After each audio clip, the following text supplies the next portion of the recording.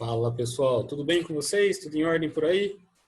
Espero que sim, espero que vocês estejam bem, estejam seguros, estejam se adaptando a essa nossa nova rotina, né? Está mudando para todo mundo, nós estamos vendo um novo mundo do trabalho se projetando aí. E nós vamos seguir hoje com a nossa disciplina Educação para a Saúde Sexual Reprodutiva, com enfoque na juventude, direitos sexuais e reprodutivos e relações de gênero. Poxa vida, né?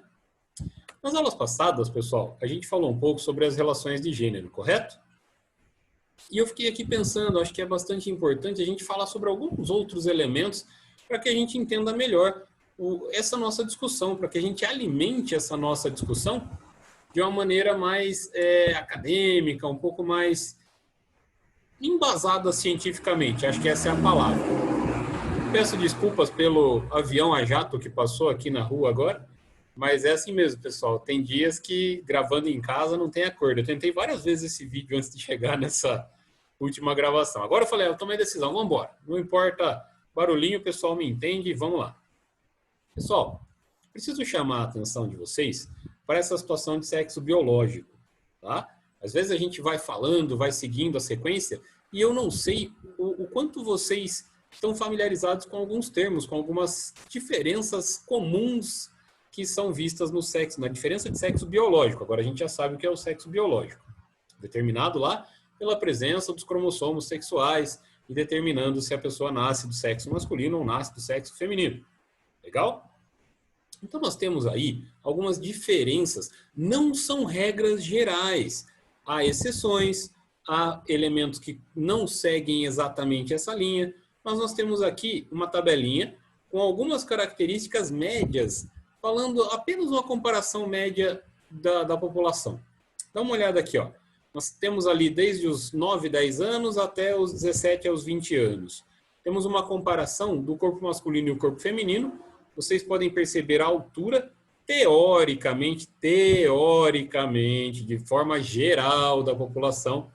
Os meninos são mais altos do que as meninas e também mais pesados. Perfeito? Aí a gente pode observar algumas características que estão descritas já nesse quadrinho. Eu sei que depois vocês vão ver, na apostila de vocês vai ter contido lá os elementos diferenciados determinados em tabelas, né, em números estatísticos, em características destacadas, mas aqui eu estou chamando a atenção para vocês para características desenvolvidas. Nós temos as características básicas. Percebam que a primeira figurinha ela é muito semelhante, corporalmente falando, da estrutura masculina e feminina. Por quê? Ainda não se iniciou a puberdade. Entre os 9 e 10 anos ali é que começa a puberdade e aí sim vão surgir as diferenças mais visíveis. Fora a diferença sexual básica da genitália, vão surgir as diferenças mais visíveis do corpo humano.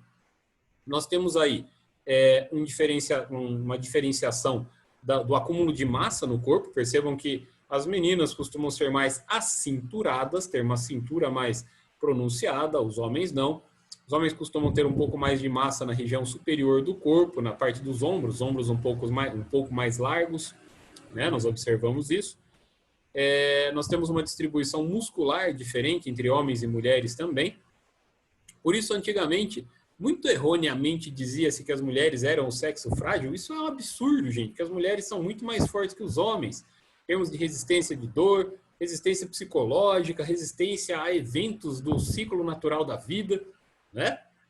Pensa no homem aí com dores menstruais, com dores de cólica menstrual, um dia na vida, não todo mês. Rapaz, não aguenta não, larga a mão disso aí. Mas enfim, tinham lá distribuições e afirmações sobre esses elementos por causa dessas diferenças anatômicas. Nós observamos aí que vai acontecer o quê? O início da puberdade entre os 9 e os 10 anos, vai ter um desenvolvimento do tórax nos meninos. Comecei pelos meninos, tá? Nas meninas também acontece esse início da puberdade nessa idade, só que aí, em vez do desenvolvimento do tórax, nas meninas vai acontecer o quê? Um desenvolvimento dos seios, dos pelos púbicos, dos pelos das axilas. Isso acontece nos homens também, mais ou menos nessa idade, tá? Aí nós temos aí a idade seguinte, 13, 14 anos. Nos meninos acontece uma mudança de voz. Nas meninas, um alargamento da região que é conhecida popularmente como bacia, mas na verdade a anatomia a gente chama de cintura pélvica. Surgem as primeiras menstruações, ok? Então, tem aí uma maturação sexual mais pronunciada. Os meninos demoram um pouco mais para isso acontecer. Mas acontece o aparecimento da barba, de acne, pelos axilares também nos meninos, um pouquinho mais tarde, maturação sexual, 15, 16 anos, certo? Já nos 15, 16 anos das meninas, também tem uma variação hormonal, aparece a acne, né, que são as espinhas que aparecem pelo corpo. Entre os 17 e os 20 anos, termina a puberdade, vai acabando a puberdade, vai chegando no que seria o estágio total de maturação dos sexos. Eu coloquei aqui para vocês darem uma olhada, diferenças entre homens e mulheres, que vai acontecendo numa forma de tabelinha, para vocês seguirem aí. Mas a gente comentou basicamente todos esses detalhes. Claro que eu estou colocando aqui como um outro detalhe os eventos biológicos que vão se seguindo nessas diferenciações.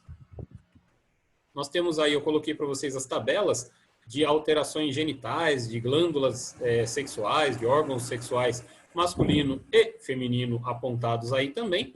E eu coloquei um outro slidezinho, um finalzinho aqui, para falar com vocês sobre esse quadro da ovulação das mulheres. Ovulação seria a liberação de um óvulo mensalmente pelos ovários. Quando esse óvulo não é fecundado, acontece a menstruação, que é a perda de sangue das mulheres de 28 em 28 dias, quando o útero se prepara para uma possível gravidez, a parede fica mais espessa, mais rica em vasos sanguíneos desse útero, aí não acontece a gravidez, o espessamento do útero é desfeito e esse desfeito, na verdade, é o que a gente tem como produto da menstruação, certo? Então, é isso que a gente observa de 28 em 28 dias. Algumas meninas têm aí uma sensibilidade maior nessa época do mês, sofre aí um pouco mais com dores, com cólicas, até dores de cabeça, uma indisposição corpórea. Senhores, não se arrisquem nessas épocas do mês, porque os hormônios femininos estão agindo. E os hormônios agindo, eles acabam deixando a pessoa mais sensível. Não que as meninas não aprendam a lidar com isso, mas dependendo da fase da vida, é mais difícil lidar com essas sensações diferenciadas. Não só de idade, às vezes um momento da vida que não está tão tranquilo, que está mais conturbado, pode gerar situações. Aí é o raio que a gente conhece como TPM, certo? Tensão pré-menstrual. Isso é culpa delas? Não, não é. Isso é uma situação natural que vai acontecer de 28 em 28 dias, numa preparação que o corpo faz para um possível processo de gravidez. Quando acontece a gravidez, a menstruação é aquela chamada menstruação atrasada, a menstruação que não veio, e é o primeiro sinal da gravidez. Se a menstruação não está acontecendo, alguma coisa aconteceu. Tem pessoas que têm o ciclo bastante irregular, acontece certinho nos mesmos períodos do mês, e tem pessoas que têm o ciclo mais desregulado. Qual que é a recomendação? Procure um médico especializado, procure um ginecologista. Para quê? Para conferir a saúde da pessoa, para ver se está tudo certo, para ver se está tudo bem, para ser orientado. Eu estou fazendo uma orientação aqui, mas é uma orientação para educação sexual, não uma investida médica, certo? Então, muito importante que vocês façam um acompanhamento médico, que vocês tenham esse acompanhamento. Senhores não estão livres disso também não. Deveriam procurar um médico, sim. As mulheres têm uma regularidade maior, as meninas têm um cuidado maior com a saúde do que nós somos meio relaxados nesse ponto aí, mas não deveríamos ser. Deveríamos também procurar as medidas aí para a gente preservar a nossa saúde. Então, se não aconteceu nada durante esse período, vai acontecer a menstruação depois da ovulação, e aí sim, a sequência da vida no mês que vem tem mais e vai acontecendo assim até o momento da gravidez ou até que cessem as menstruações. Aí, muito mais para frente na vida das senhoritas, o processo conhecido como menopausa, quando param de vir as menstruações, por quê? Não tem mais ovulação. Perfeito? Aí tem uma variação hormonal também, algumas mudanças corpóreas, tudo isso acontece. Mas vocês não se preocupem, isso vai demorar muitos anos ainda para acontecer com vocês. Legal? Pessoal, esses eram os conteúdos para serem trabalhados hoje. Eu sempre deixo as referências aqui com vocês. Se vocês tiverem dúvidas, se acontecer algum problema, alguma situação de dúvidas mesmo, né?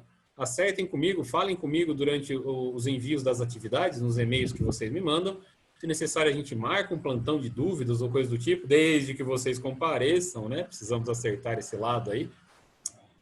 Mas a gente vai se ajeitando, a gente vai se entendendo. Estou à disposição de vocês.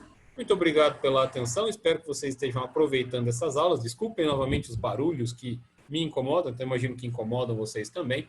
Espero que vocês estejam bem, vocês fiquem seguros, tudo vai ficar bem. Temos boas notícias aí, vacinas sendo produzidas, melhoras no número de contágio. Temos ainda uma alta taxa, né? Melhorar o que era muito ruim não é tão difícil. Então, ainda permaneçam em casa, ainda permaneçam se cuidando. É por isso que nós ainda não voltamos para as nossas aulas presenciais. Então, se cuidem, tá bom? Fiquem bem, fiquem seguros, tudo vai ficar bem. Valeu, pessoal. Até a próxima aula.